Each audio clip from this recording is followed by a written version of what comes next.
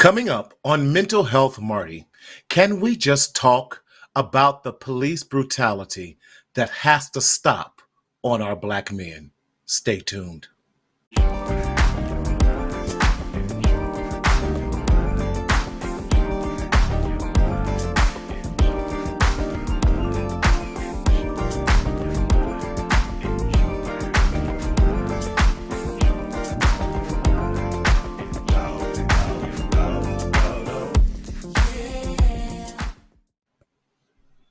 What's going on, everybody? It's me, Martina Sellers, your mental health hygienist, coming to you always live and in living color in Southern California, where the sun, y'all, it was shining and it was a beautiful 60 degrees today. We got some strong winds out there, but listen, we're not letting the wind take us anywhere. I promise you. I thought I saw Dorothy flying across my house the other day, but that's all right. We are so glad that you are here tonight. How you doing? Let us know where you're listening from. It is always good to see you and be here on tonight. And we're doing things a little bit different tonight. Normally, we would have this show on the first Tuesday, but we could not wait. Ronnie, how you doing? Come on from the NYC. We hope that you are staying warm out there. But let me remind you what this show is all about. The Mental Health Marty show is strictly a show that we deal with psychoeducation and telling you and encouraging you about your own emotional and psychological well-being. We are not therapy. We are not a substitute for your therapist. We are not a substitute for your psychologist, your psychiatrist, your medical doctor, your dentist, your hygienist, your pastor, your preach, your mental health coach, your wellness coach, your yoga instructor, your school teacher, your boyfriend, your girlfriend, or anyone else, but we are simply a part of your treatment plan in your overall health and wellness. So if you're experiencing any type of medical or psychological emergency, we definitely want you to go to your nearest urgent care or dial the new amazing helpline, the mental health helpline at 988. It is great, and we want to see you do that. Now, let me tell you, how do you engage with us on this show? Because we are live. I'm so glad you asked that question. We stream through multiple platforms. However, if you want us to see your comment and even put your questions up on this show on this evening while we're live on the 31st of January at 7 p.m. Pacific Standard Time. And listen, shout out to my cousin. Happy birthday, Amy. We had a great time in Ohio this past weekend. But in order for us to see those comments, you need to go over to the Mental Health Marty YouTube channel. And by going over to that channel, you will see the following. Take us there, Daryl, if you don't mind. The Mac in the back. You'll see that. Please subscribe. And when you hear that bell, that lets you know that you are with us, and hit that thumbs up so that we know that you are watching. But we hope all is well.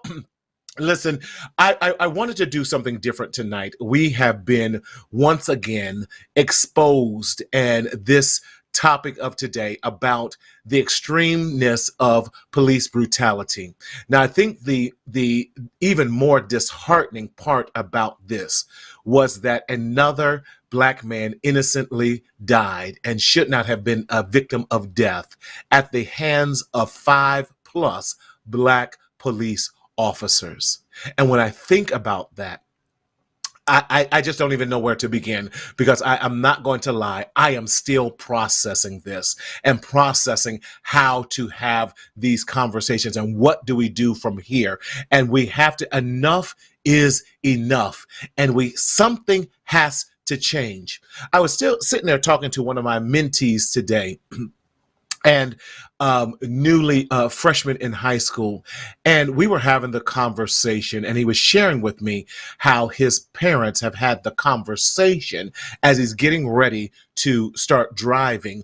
What does police brutality and what does it look like for especially young black men being pulled over by the police? And I was reminded that I had that same conversation with my own son. You know, it used to be 10 o'clock and 2 o'clock. You keep your eyes right on the steering wheel, and you make sure that you're not looking to the right or to the left, that you tell them what you're doing. You don't make any sudden actions. You're very polite, because we comply first and complain later. That was the message that I gave my son. Comply first and complain later. And then whatever else we have to do post the fact, because I always share with my son, I just need you to come alive home every night. So I cannot imagine a parent that has to bury their child. I cannot imagine the grief and the pain that they have to experience in doing that. And my heart and prayers goes out to the Nichols family. And so can we just have a real candid conversation about that? So as always, I want to bring on, they're no longer guests. They're all co-hosts with me on this Hot Topics and Topics Tuesday as we talk about Black community, culture, and Christ. All of this fits right in there. And I'm so glad to have my sister from another mister. She is doing so many great things. I just love her to death. And none other than the Reverend Dr. Marquita Story. All hail to the Queen. I love you. I thank God for you, for being with you. You know, every time I need somebody to lie to me and make me feel better, you're always stop it. the one It is always such a delight to be with you on this evening. We've got a serious topic to talk about. We do. I thank God that this is such a safe environment for us to do it. And it's my prayer that those that are listening and joining in with us will also find this to be a safe environment for their own opinions to be able to be voiced, their own hurts or their concerns to be able to be voiced. So thank you, Marty, for making sure that we adjusted our schedules so that we could deal with this in a timely manner. Yeah, no, thank you for being always readily available, because I think, you know, back in the 60s and all that, my pastor, that's right, her queen business. Come on, that's what I'm talking about. But you know, the church used to be the cornerstone for us to have conversations. When we were hurt, we went to the church. When we were in need, we went to the church. We may not have not even liked the pastor or but we knew there was, we got an answer. We got some sort of coming together. We were able to process. We were able to cry. We were able to be angry, but we got our directives from the church. And I pray that we can get back to coming together as a community. It didn't care if you were Muslim, didn't care if you were whatever, Buddhist, a Seventh-day Adventist, if you were in no a community, you went to the church. That's right. You went to the church. You went to, and even those at the local bars and all that, they knew, listen, we're going down to the church. We're going to lay our dinner. I'm going to drink, but I ain't going to drink in the church, whatever. And we're going to come together. Yes. Yes. Sister Tanya, thank you for always watching. We love you, darling. But let's bring on none other than the bishop himself, Bishop, Reverend Dr. Bishop, elite, elect, and all that above, none other than Sean Stewart. Well, hey, family, how is everybody? We are doing so well. Can we say this? We are so glad to see you because we missed you last month. We really did. I was working just a little bit harder than I normally would. So it's just good to be back. Yeah, it's just a little bit. Just a little bit. You know, you got to earn all your quarters. Legal money has never done a black man wrong a day in its life. This is true. Now I take legal money, but I will take unmarked bills. But that's a whole nother story. Y'all pray my strength in the Lord these last and evil COVID days. Listen, we will pay our tithes and offertory. I ain't got time to be like that long reader. To prepare for him, we're gonna have to fast and pray. Somewhere in there, some things about prayer, fast, and supplication. Amen. We're gonna have to turn earth down, not just the place. We're gonna have to turn. Put me up high on the list, please. Put me up high on the list. Yes. I appreciate you. Listen, Sean, you got your fan club, and my brother Rob gives his apologies. He's coaching high school basketball, and this is the last week of basketball. And they have a home game tonight, and he sends his apologies, but he says definitely at our next time he will be here. And he's doing a great job. He says these kids been making him cuss and call on Jesus all at the same time. We're going to send who is Tim Burrell to cheer for him at his game. I can't. He says she needs a hug. But Bishop, you know, and thank you for clearing up your schedule because I just didn't want to wait till next week to have this conversation. Right, about everything that's going on and processing this. Like I said, I was processing this with my 15-year-old mentor today as he came into my office, and he's just kind of shook by it. But we're not having these conversations. We're not talking to our children. And he's talking about he's seen the videos, but y'all, we got to take time to explain it. Yeah, we hope they win too, Sister Janice. But we got to take time to explain it and share what is going on and how do we respond and react. I would say differently, but I don't even know how we are supposed to respond to that. Go ahead, Bishop. I'm gonna be the one, and I'm gonna just go and throw the flag down. And Rita, you gonna text me, and I don't know how to. You say you don't know how to talk about it. I push a little different. I think that we have to have the conversation of what happened is another child is dead. Another Black man is dead. Another parent is going home without a child. That in short order, that's what it is. Yes. I am highly irritated with my Black constituents because we are quick to march if a white man kills a Black man. But we forgot to march on a Black man, a group of Black men killing a Black man. Yes. We with as much antiquity as we had about the knee on the neck as we did about this boy being, and because he's Black, because the officers are Black, let's have the real conversation. You implemented, you executed the very thing that you weren't allowed to be 40 years ago. Yes. You didn't even have the right. So now you took the authority that was given to you. You murdered a person. You didn't. You lied about it. You murdered them, and then we should have marched. Half of Memphis should be on fire right now. And I don't mean that literally, but I mean like there should be the response that we were looking for. We didn't bring it because we assumed that it wasn't.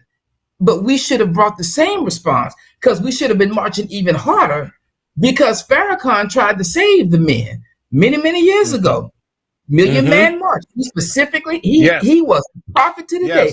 He said, if we don't get a handle on the authority that we give our Black men, they will in turn use that very same authority against us. Farrakhan was a prophet then. So I mean, we have got the response is just tragic. Because we should, and I mean, no harm, and the Action Network. If all we got is the service, and we preach the service, don't get me wrong, and we preach the service, and I think we should. I think we should have the lawyers there, the mayor, what do you call him from Atlanta? You know, I forgot his name, but that lawyer, that's fine. At the end of the day, you're going to sue. The insurance policy is going to pay out whatever amount they get, and we're going to move on. That's what they count on, and that's where I want to drop my hat. We so quickly I agree with you. On. We issue grace when we should be issuing governance. That's good. That's good. And can we say this too, Bishop? I find it also equally alarming, one that we did not protest as hard and as fervent as we did, but I find it on the flip side, on the bureaucracy side of things, bureaucratic side, we were able to fire these people without even a trial, have charges already brought against them, and we can't even get anything on Rodney King, and he dead. But now, when we look at those things, right? Let's look at who the district attorney is. The district attorney came from the Southern District of New York. So let's just talk about the skill set that's sitting in the room. Come on, Rita. Come on. I want to roll back to what you said, Sean. I think we set everything else ablaze when we got upset about Right. seeing other ethnic groups perpetuate violence against our own. But when it's us against us, there's this intrinsic bias that we begin to get uh, uh, uh, frozen in, that we want to Mm-hmm. act as if we're supportive of our own kind, and then we have gotten to the fact that we've forgotten that our own kind is humanity, and then our Yes. inhumanity towards one another is spotlighted once again. But because the hue of their skin is dark enough, then we just say, you know what, let us back down, because we don't want the brothers to end up in no trouble. Well, they killed a man, and we don't want the brothers to end up having to go to jail, but they killed a man. The other part of it is that even their police chief said that they didn't follow proper protocol. So when we speak of the issues of them, police brutality, not right, but no, not just the brutality issue. If you're going to pull a car over, they're supposed to report that they're in a chase. They're supposed to report that I'm pulling this vehicle over because they did not stop at a stop sign. I'm pulling them over because whatever the probable cause is, they did not even call in a probable cause. And so then now you've got individuals who are following somebody because they've got on blue and they've got a vehicle and a license to do it. They can support their other brother because they got brothers that's in a fraternity with them. Okay, nobody talking. That's in a fraternity with them. That now we're gonna support our brother in doing wrong. And y'all, we really got to look at. We'll support one another doing wrong. You lied. Right. You lied. Right. You didn't support. You lied. Yeah. Lied. Yeah. Lied. But when the man takes a picture of the abuse and the atrocities he's just done and send it to his girlfriend so she can know what he's done. Well, baby, if that ain't premeditated, and we're more than a sport. We are not a deer. We're not a lion. That you're in the jungle. Even though they got a city called a part in LA called the jungle, but we are not animals in the jungle that you can just shoot off and kill as if we're on a safari hunt. And everything, and then all the other people that now what we heard today on Good Morning America is all the additional people because that were involved, from the EMT workers, from the other white officer that we did not see his face, but he also shot the stun gun. Correct. What about all the others that were? And does it take a dozen people to take down one man that is scared and all the he had Crohn's disease, so it's not like he was more than $1.25 wet at all. Right. But you had no reason. When you talk about New York. When I tell you, Sean, I got pulled over by the police for, it's questionable, but whether or not I did or did not stop at the stop sign, that's what you get a California roll. That's a California roll, baby. That's why they stopped in New York. Right. However, I get stopped. And when I get stopped, I'm driving one of the members from the church home. She says, "Pastor, if they ask to look through the car, let them." I said, "Baby, for blowing through a stop sign, they are not getting ready to go through my car." Sean, when I tell you 4 police vehicles came and surrounded us, and they were like, "Ma'am, why is it that you will not allow us to search your vehicle?" I said, "Because ain't nobody promising to put all the stuff back or vacuum clean it after you get the things out. And I'm going to be left with a bigger mess." And they didn't think it was funny. But the truth of the matter is I had the right to say no. No, yes, that's right. Because the only reason why you pulled me to the side was because I went through a stop sign. And the only reason why you're asking me to go through my vehicle is because I'm black. And I said, baby, please do it, because I can't wait for the whole church to find out why I had to get locked up, why the pastor got locked. And then, well, if you're a pastor, you know, so now they're doing the little verbal abuse thing. And my only thing is there were several black police officers very aggressively talking to me. Very aggressively talking to me. Because now can we go on. Go ahead. No. But I was just saying, you know, ma'am, just to keep you safe, or the community safe, or they feel like something is in here, or what have you. We've gotten to the place where taking advantage of others is just the order of the day, where there is a fear that is supposed to be upon us by people who are literally paid to protect me and serve me. That's why I'm paying them. But can we talk about the PTSD that the average black man has when they see a police officer and woman? You're right. And woman, that we have when we see police officers. I'm talking about top corporate executives, all of that. Because when we leave our quote unquote positions of power in those, we are just a regular ninja as far as they are concerned. And they don't see that, because I remember when I was at just freshly graduated UC Berkeley, and right, Jeff, I see you. And I was in law school at the time. And I was coming home and I was visiting my daughter, because I was and so I had left, put her to bed. I was in Orange County, California, which is at that time starch Republican. It was red, and everything around Orange County was blue. But and so here I am being pulled over. It was about midnight. And so not only was I pulled over, I was asked to get out my car. The big old flash, you know, the spotlight was just now on me. Now I'm looking like a criminal. And so my driver's license had said Oakland, California. And so, well, what are you doing in Orange County? Because you couldn't be in Orange County? Live here. I went to Irvine High School. Well, your driver's license says Oakland. Well, if you must know, when I had to renew my driver's license, I was a student at UC Berkeley, and then now I'm a student at the University of San Francisco, where I'm in my first year of law. Oh, you with the ACLU? No, but do I need to call them? What's going on?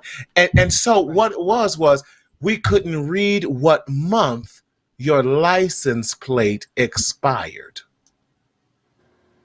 So you had me on the curb at midnight with the spotlight on me because you could not read the month that my life. And so when arbitrary things like, I'm sorry, Ray Charles could see the month. Right, exactly. And so with things like that, you know, and so forever, I was just traumatized, just like, you know, am I getting pulled over? You slow down, your heart beats fast. But isn't that the average? So we have not talked about the acute stress and the all the PTSD that comes as a result of this when we panic every time you see a police or there's one behind you. We're like, you go right here, 10 o'clock, 2 o'clock. Am I going the speed limit? Okay, don't look to the left or right. You know, am I talking on the phone? Turn down the music. And all these things go through your mind.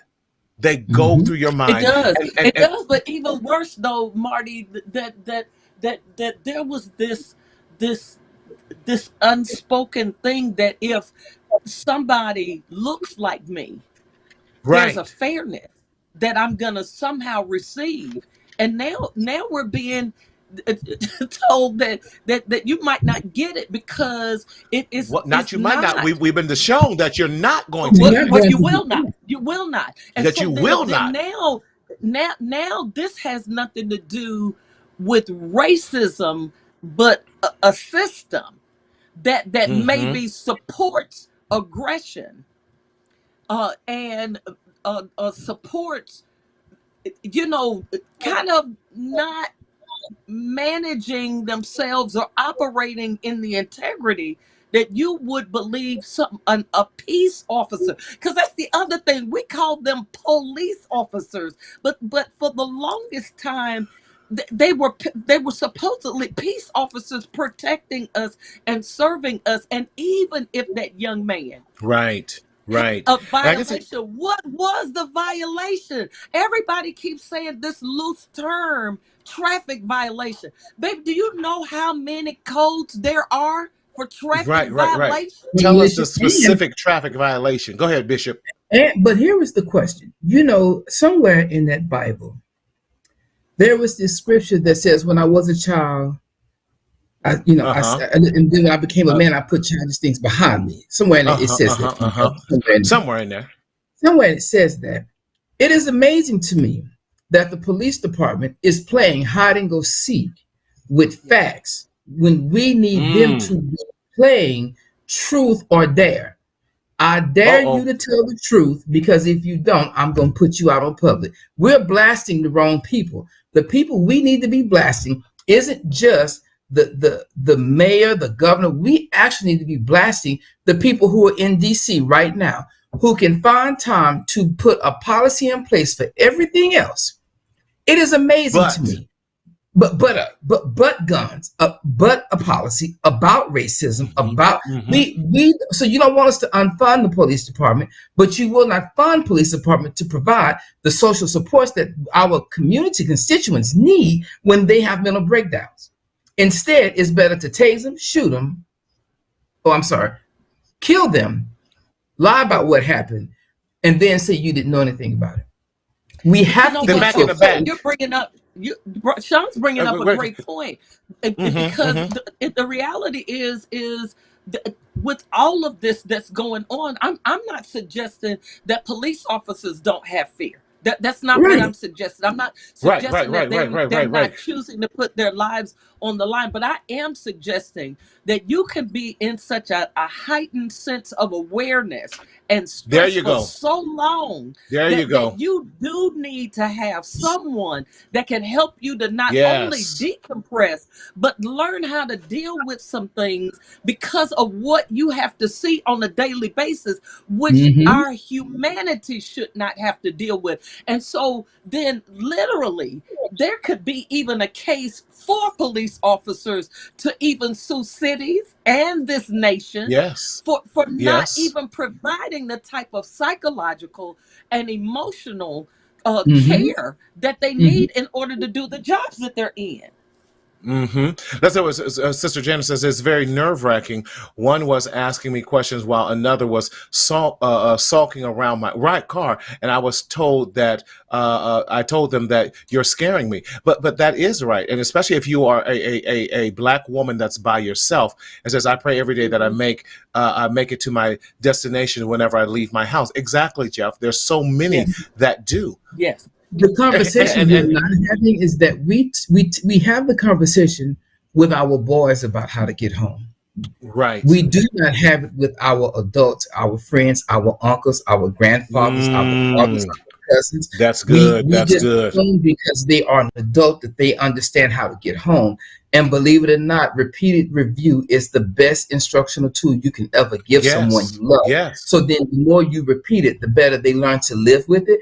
It is a shame that in 2023, we're still having conversations about race, equity, and equality amongst any culture on earth. But then the travesty of it is that we have to now own, y'all, that the work that we are required to do now is not about a march. And I'm saying this for a reason. We now need to get folks elected to every level of government. Yes. Will advocate that will we can make change. That's right. Because the problem now, you have to give the Republicans credit. We didn't like the way they did it, but you got to give them credit. For 20 years, they've been trying to figure out how to get a majority in the court. Now they got it, but you have to give them credit. The plan they used, as tragic as it was sitting right in front of us, and we missed it. We now need to have people in place who are not just critical thinkers, but are critical executioners of the law, and has a very clear navigation on how to present the issue for what it is. I agree. We should not defund the police department, But I definitely do believe we should have a hand in how the funds are divided up to support community policing, which is what we need. Because that's what my neighbors do. My neighbors who live by me, we get community policing. But where I work, they're not considered community because you don't even live in the area that you serve. Wow, that's so true. The violation was reckless driving. Right. And that violation got written down but not reported when they pulled him over. And so, can I share with you guys this? They didn't even say they were pulling him over. I don't think, Rita. I don't even think they announced the call to dispatch when they pulled him over. They didn't. Can I share with you guys this alarming statistic? So can I share with you guys this alarming statistic that we saw in 2022 alone? There were 1,176 police killings in 2022 as a nation. 24% of those were Black folk. We don't even make up 24% of the population, yet we're 24% of the shootings, where we don't make up over 24% of the population in this nation, but we are alarmingly the majority in our prison pipeline and everything else that goes on. So we know that there's a huge injustice that goes on, and we wonder why. Y'all, I go back to, thank you, Bishop, Dr. Rita Walker. I'm gonna get that book and everything where she talks about that we are in so much crises that we no longer even can have the ability, because we're in such PTSD, to realize we are in crisis. There is a crisis, a pandemic, and that is going on when it comes to Black men and women, and that we are being shot like we are sport, and that is no longer, never has been acceptable. But we can no longer live in this total dichotomy as the current situation is. I think we also need to. It is a father's job to bury his children. My God, that is the design of life. You come first. You have your children. You raise your children. It is the expectation that as the elder, you would go first, so that it is your children's job to bury you, to ensure the legacy. I am concerned that we are killing every inch of legacy in bloodlines. We're killing generations in one bullet. Of course. We're wiping generations off of the earth in one bullet. And this is what we're not talking about. Okay, fine. Yeah. We don't put anything in place. We don't put people in government. We don't put people in place to support this. But then you also don't go down to ask, show me what you're doing with my tax dollars. You have a right to know that. You will go to the church and ask that. Why not go to the city council and ask, what are you doing with the money? Who are you hiring? What is the philosophy of the person you're hiring? My bus drivers have to go through more of a detailed interview than some of the people are who are sitting in Congress and in the Senate. Well, we know that because I want to say this. Go on. So we got that in New York. Oh, that part. You took it right from me. That part right there. Yeah. There. One of the things that depends on that depends on who sent the money too, because you got to first figure that out. Oh, but that will require the police, who should have ethics, but we've searched all over and haven't found their integrity yet. Searched all over. One of the things Rita, I want to say though, I believe this like never before. We cannot legislate morality. You can't legislate humanity. No, you can't. I don't care. I don't care if you get rid of the guns. Right. Then it's going to be the fist. If you get rid of the fist, it's going to be a knife. You cannot legislate that. And one of the things I believe that we keep doing is we keep trying to find an answer outside of God.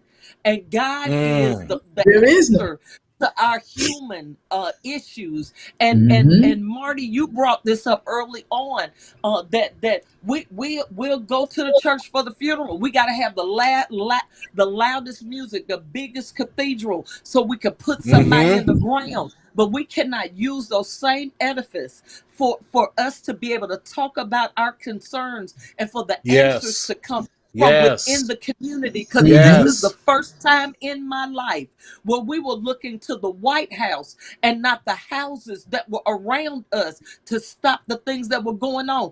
If Sean was raised up in my neighborhood, they would be like, it's Sean Stewart breaking into these houses. We get ready to go to his grandmama house and let her know. And we've got to get to that place where we begin to take back the authority. We're the only community looking for somebody to save us. We're the only community. When you look at other races, they have come together and have been able to, baby, when that one Chinese lady got hit and they knocked down, baby, they had every billboard up about Asian, the threats against Asian lives.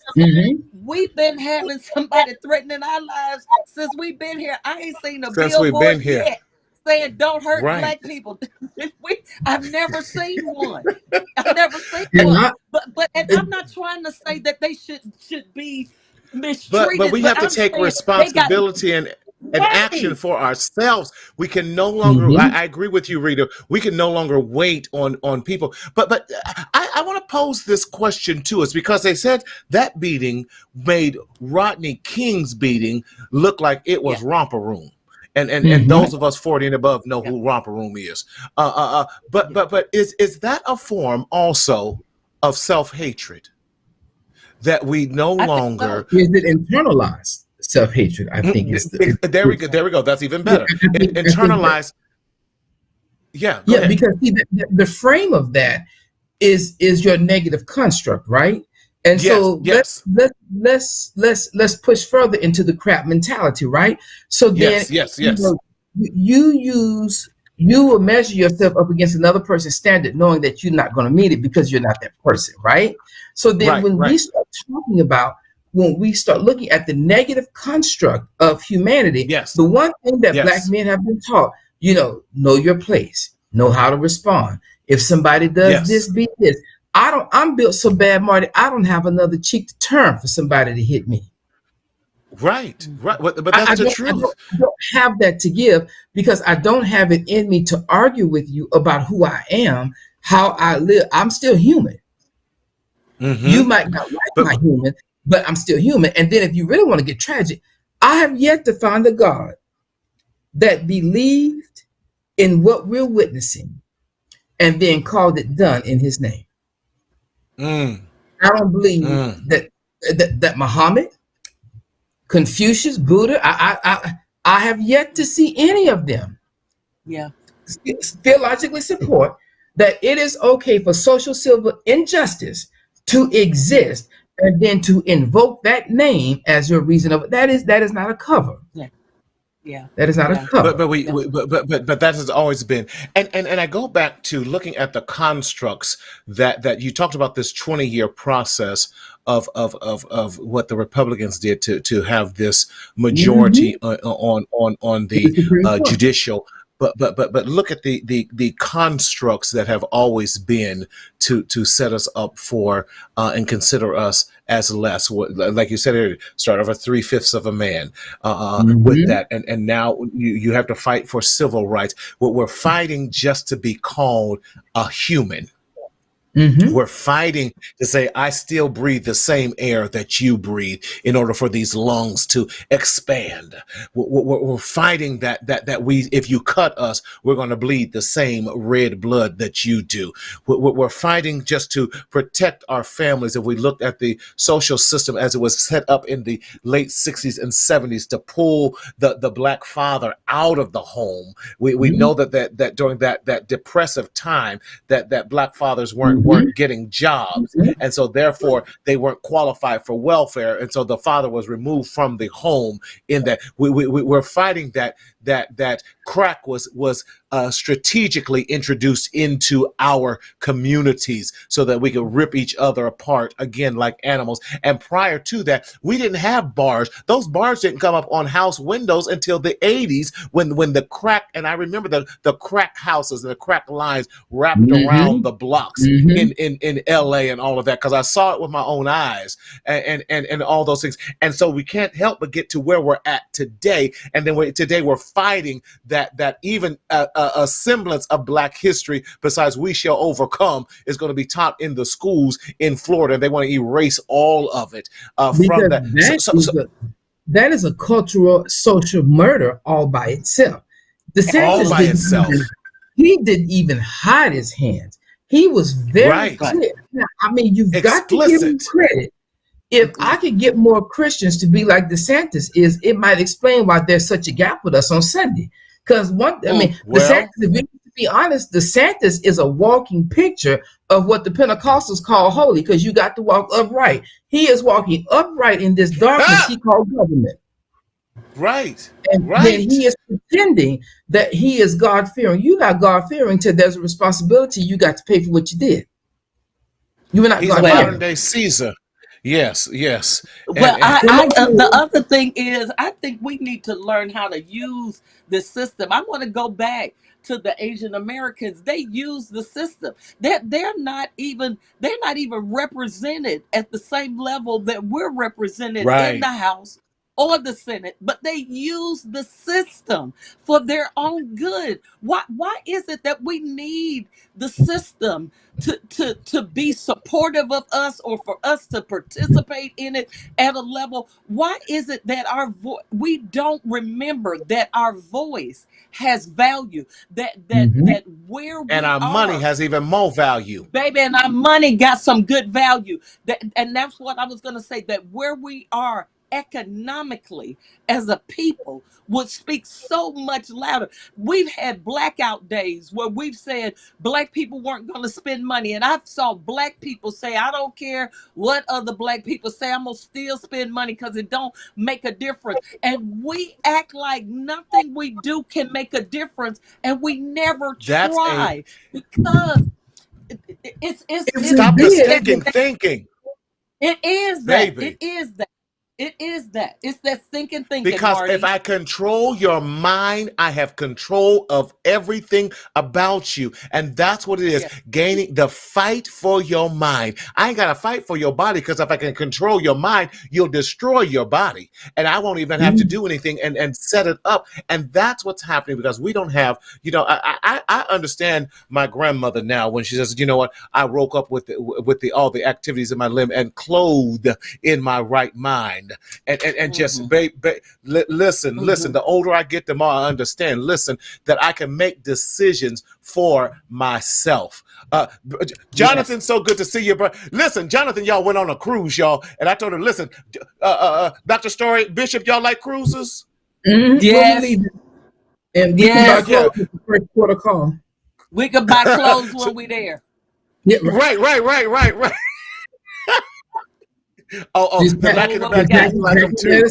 Pack your medicine, bring your wallet and your passport, and let's go. Right.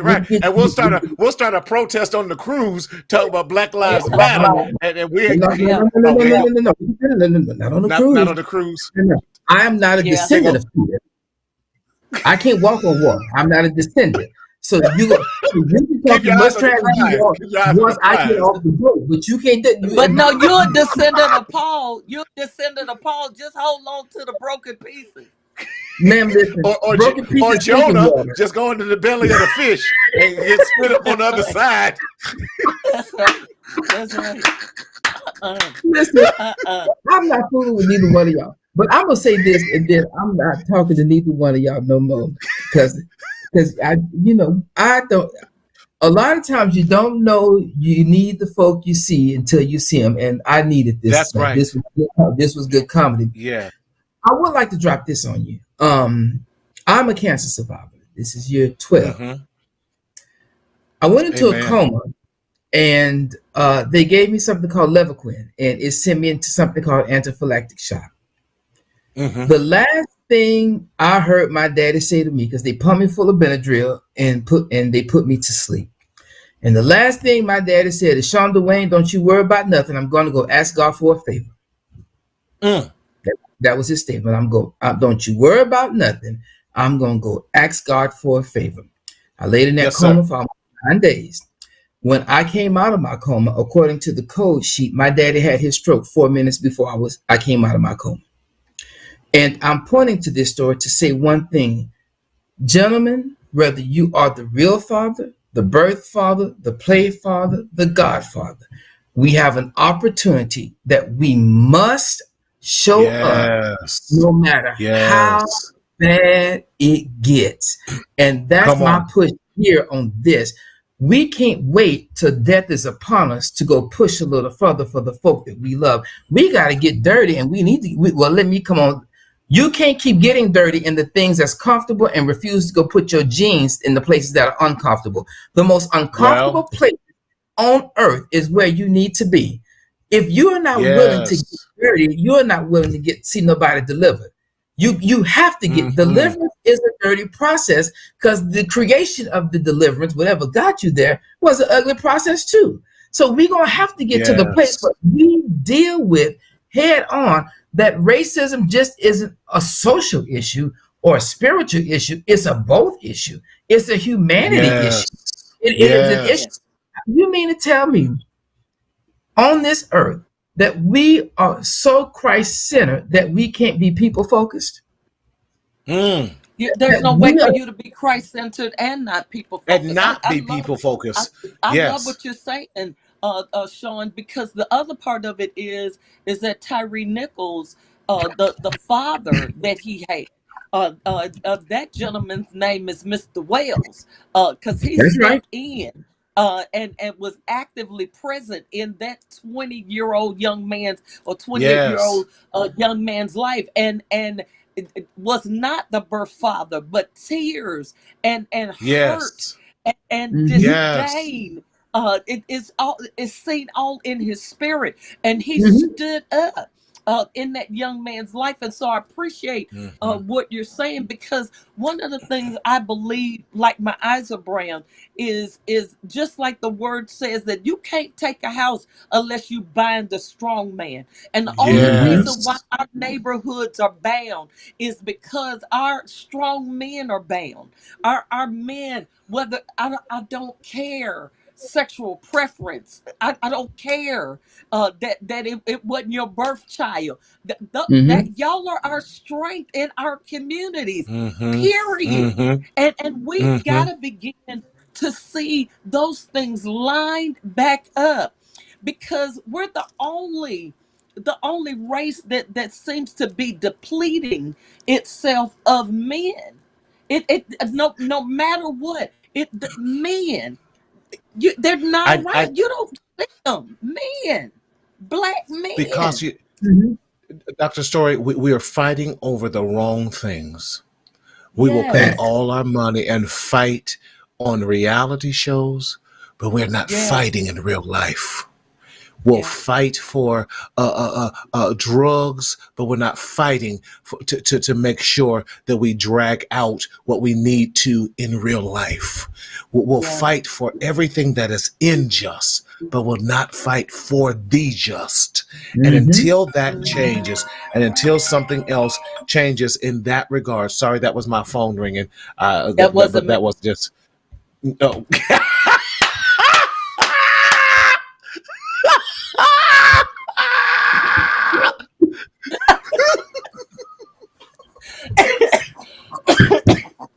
You can't say nothing to me. You cannot say nothing else to me. Nothing. Where is let me throw the flag on the plate. There is a flag on the plate. There's a 5-yard penalty to take the ball back to where you come. Can I say I love y'all? I got my pen too. I got my pen. It's okay. I can take some notes.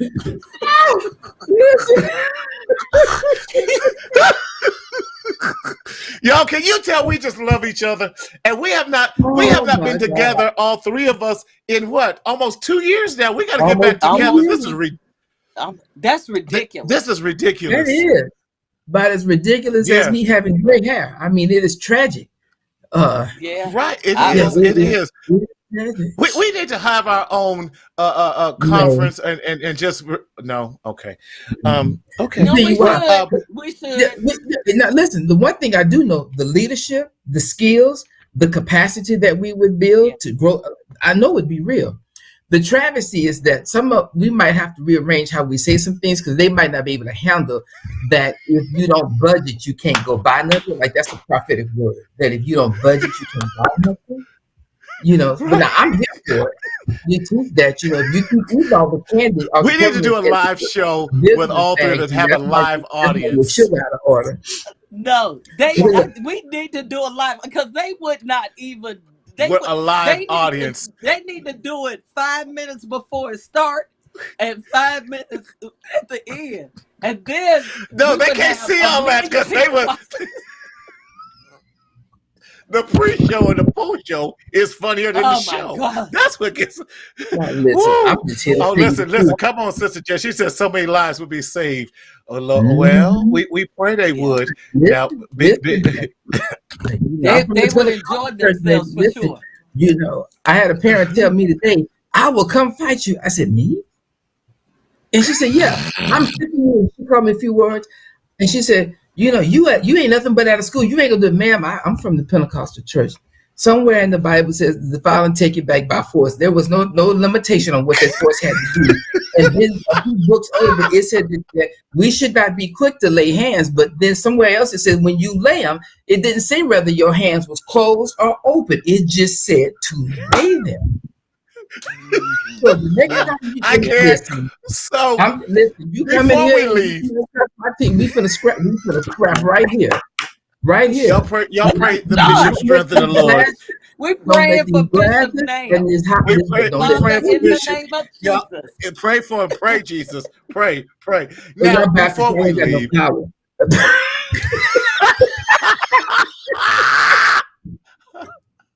I can't. I'm so tired. See, I was trying to shift and be. And wait a minute. He laid back and held his heart. Yes. Rita tired. Y'all got her up here. It's almost midnight on the East Coast. We don't crack, Rita. They need to understand. You give us a little rest and some water, we can show you how to live life. Yes, God, that's all I need. Now, I'm gonna have to have me about 15 hours worth of sleep tomorrow, but I'm good now. Mm-hmm. Baby, come on, dismiss him. Baby, that is able to now unto him. That baby, Rita, did you listen? We on the show just talking like ain't nobody else listen to us. Or did you record that one? Because I need that one, Bishop. He started off and says now unto him, and I think I cried on the wall the rest of the sermon. I got it. That was Jerry Carter, Dr. Jerry Carter. Baby, if you ever hear that text again, you'll never look at it the same. Send it to me. Because I just was praying that I didn't just be too ugly and just tear up, because I almost tore up all the banquet hall tables and chairs and all that. Yes, it was that ugly. Dr. Jerry Carter told up. Can I just say one thing before we get off? And, yes. Just that I don't appreciate. Just one thing that I don't appreciate. While we were on, I got a text message from Sean. And Sean was trying to say something about what's behind me right there. I was not trying, beloved. I was not trying. I actually said everything I wanted to say about the wreath. He didn't say anything about the Christmas tree, but he did ask about But I actually got a whole nother picture of the Christmas tree. Would you like me to send you that too? I mean, I don't know how to do that. What is wrong with me still having Christmas stuff up? That's like asking somebody fat why they sitting in Jenny Craig with a bucket of ice cream. It's just some things you shouldn't ask. You shouldn't ask that. You just shouldn't ask that. Daryl, just turn the video off. Just press and then the button. the Mac in the back also replied, so I do want to say that as well. So my mic might go out at any minute. I don't know. And it's okay. It's okay. It's okay. Okay, listen. You're probably on an Android on the wing of the press. You know what? Marty is like, he done lost complete control of the show. Oh, God, my head is hurting. Y'all, we're even worse in person. Yeah. We are worse in person. And with Mac in the back in there, we just drink water because... Right, because he'll tell. Oh, listen, baby, he will tell your business and call your testimony. You got to watch Okay, we gotta listen. We thank you. We thank you. Sabrina, I need your number.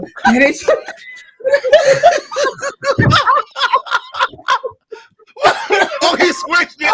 He done took y'all off. I don't care. I'm finna send him a picture. This ain't the smoke he want. He might want to leave me alone. Oh, Jesus.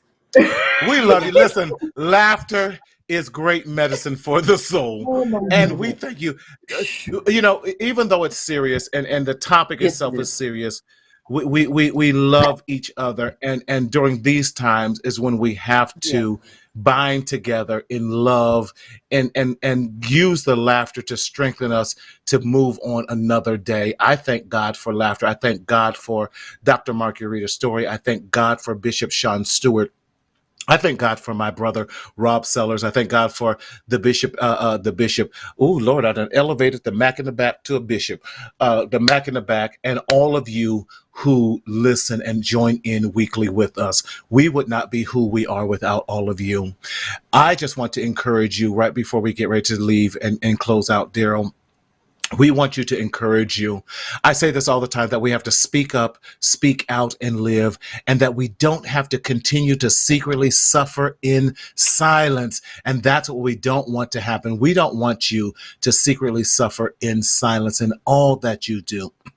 We are here. We are definitely here to support you in this journey called life. Please join us next week. I'm going to try my best. There's a amazing black police officer out here, Ryan Tillman, that I'm trying to get on our show next week as we continue this conversation of building better relationships with community, culture, and Christ. Until next week, stay strong, keep believing, and don't lose the faith. God bless.